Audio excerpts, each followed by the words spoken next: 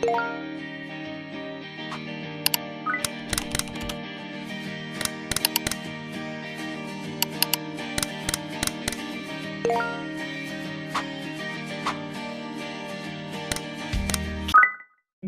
сайн байцгаана уу? Миний бичлэгийн тавтай морил. Энэхүү бичлэгээрээ би анх удаа ганцаараа аялж үзсэн байгаа. Би өмнө нь ганцхан Австри улс руу аялж үзсэн. Тэр үед найзтайгаа явсан болохоор юунд санаа зовхгүй, хоёулаа болохоор санаамар явсан байлээ. Энэхүү аяллаараа би Словен улсын Любляна хотод 2 хонсон. Тэгээд эхний өдрөө та бүхэнд бичлэг болгож үзүүл байна. Би 4 сарын 20-ны өглөө 6:45-аас Будапешт хотоос Словен улсын Любляна хот руу Фликсбусаар автобусаар явсан. Өглөө уг нь Чатгаараа эрт гарсан ч гэсэн автобусаа хөдөлгөөс нь яг өмнө нь орсон. Автобусанд ороод хажууд маань хүн суугаагүй учраас замын туршид би айгүй тухтай гоё явсан. Зөндөө унтаад, зөндөө сэрүүн байгаад, ном уншаад, нүрийн янзлаад автобусны 6 цаг бол ер нь айгүй хөвгөлтэй гоё өнгөрсөн.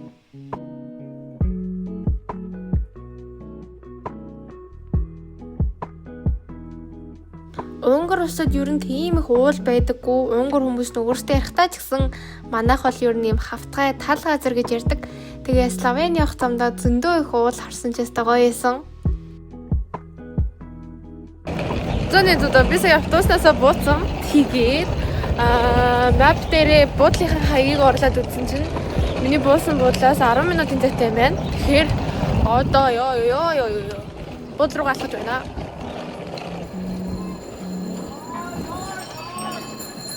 Маш их.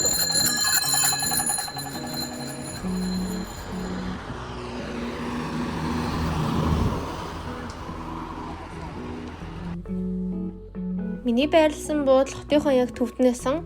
Хаашаашаага юмнуудаа үзэхэд айгүй ойрхон гоё цэвэрхэн буудал байсан.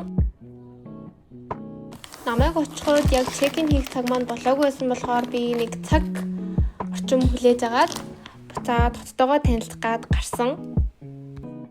За сая буудалтай аваачид юмнуудаа тавьчихаад одоо энэ Любляна гэдэг хотод байдаг Triple Bridge гэдэг ийм газар дээр амар сүртэй би сая ирээ гээл гарсан байхгүй юу? Тэгсэн чинь би сая нэг 10 минут явж байхдаа энэ газраар алидина явцсан байсан байна. Тэгэхээр би энэ газар 2 тудаага ирлээ гэсэн.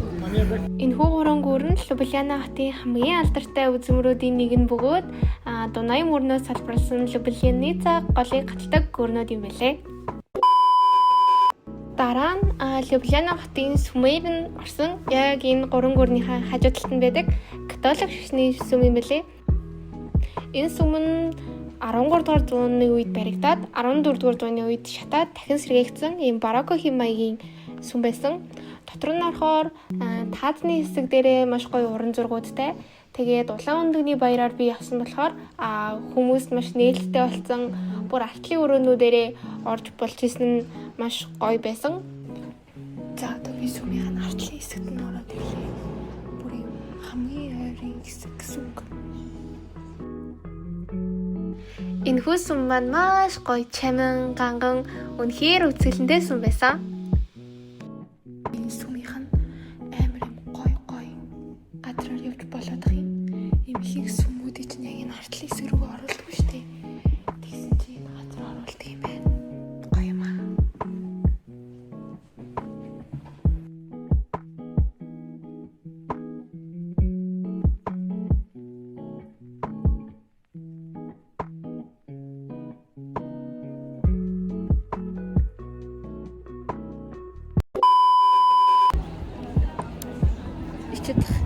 Хүмүүс нь хараад агуу гцэн юм байна.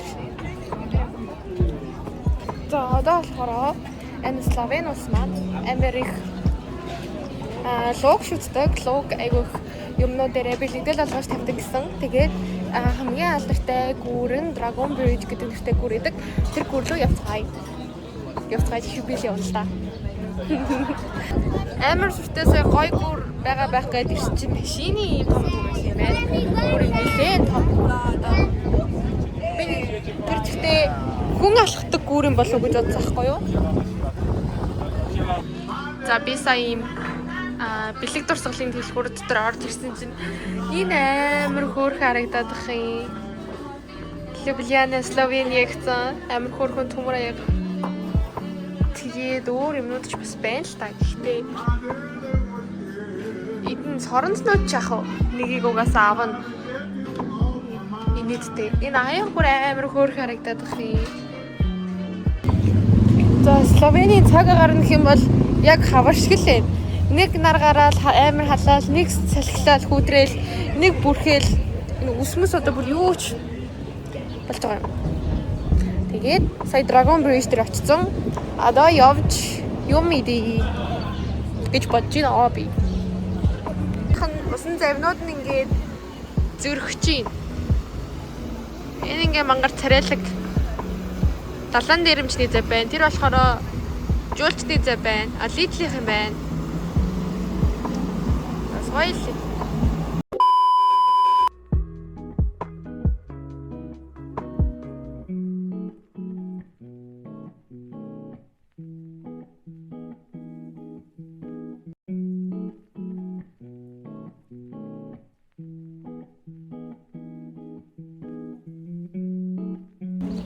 За хоолой идэж дуусчаад одоо Любляна хотын юм лаг том цайз гэдэг гээд дээр өндөрт тэр цайзан дээр очиж үзээд Любляна хотыг дээрээс нь харнаа. Yes, ингээд дэш өгсөд хэлэн ваа. Амар гоё ирж. Тэгээд хот нь ингээд дэшээ жоох өгсүр болоод эхэллээ. Гоё ирж байна. Оо тэгээд зам нь яваад исэн чинь бүр ийм өсрөл авчлаа. Йоо би ядарчлаа. Энэ хартаа бэнго хотын дээр энэ заяа. Гээд миний ардаас хүмүүс явж байгаа заяа. Гэхдээ энэ зам нь уулам дээшээ болоод байна. Харуулъя. Йоо энэ хартаа энэ ингээд энэ газар нь энэ зүгээр харагдаж байгаа хэрнээ амар огцсон байгаа байхгүй юу? Тэгсэн чи өө тэр дээшээгээ бүр уулам огцсон болоод байна шүү. Oh my god. Йой. За ингэ дэшээ. Цайз руугаа гарж ийн. Йоо. Би танарт хотыг харуулъя. Хотын доор байна. Йой тэгшин замаар явсан чи ямар гоё юм бэ? Хоол замыг тулсаар гарч ирсэн. Йой тэгсэн чи ийм гоё ирэгдэж шин.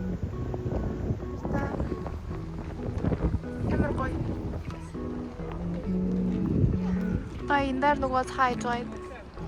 Ийм цааж байна. Одоо болохоор арай өөр юм болчих юм шиг байна. Хоолны газар болчих юм шиг байна. Цайз биш.